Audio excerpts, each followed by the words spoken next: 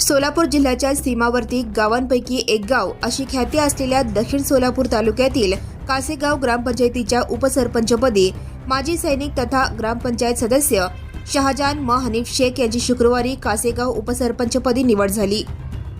गेल्या 4 दशकात पहिल्यांदा अल्पसंख्याक मुस्लिम सदस्याला उपसरपंच पदाचा मान मिळाला आहे। डिसेंबर 2023 मध्ये कासेगाव सार्वत्रिक ग्रामपंचायत निवडणूक पार पडली। या निवडणुकीत लोकनियुक्त सरपंचपदी यशपाल वाडकर विक्रमी मताधिक्याने विजयी झाले होते।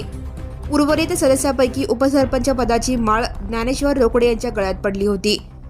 त्यांच्या आपसातील ठरावानुसार 2.5 वर्षाचा कालावधी संपल्यावर ज्ञानेश्वर रोकडे यांनी उपसरपंच पदाचा राजीनामा दिला होता।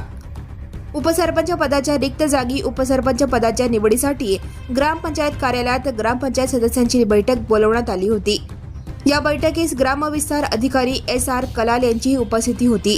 सरपंच यशपाल वाडकर यांच्या अध्यक्षतेखाली पार पडलेल्या बैठकीत प्रभाग क्रमांक 4 चे सदस्य शहाजान मोहम्मद हनीफ शेख यांचे नाव आले होते। त्यावेळी शहाजान म हनीफ शेख यांची एकमताने निवड करण्यात आली। या निवडीनंतर शहाजान शेख यांचा सत्कार करण्यात आला। त्यानंतर उपसरपंच शेख यांनी सरपंच वाडकर आणि सर्व सदस्यांसह ग्रामदैवत शंभू महादेव मंदिरात जाऊन दर्शन घेतले।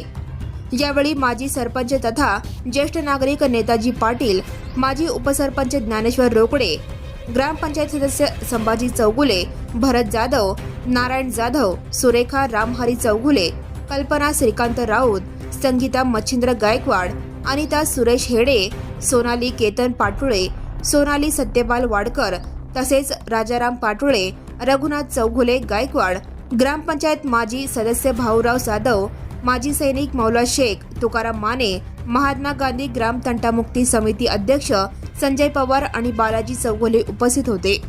Right now and press the bell icon. Never miss an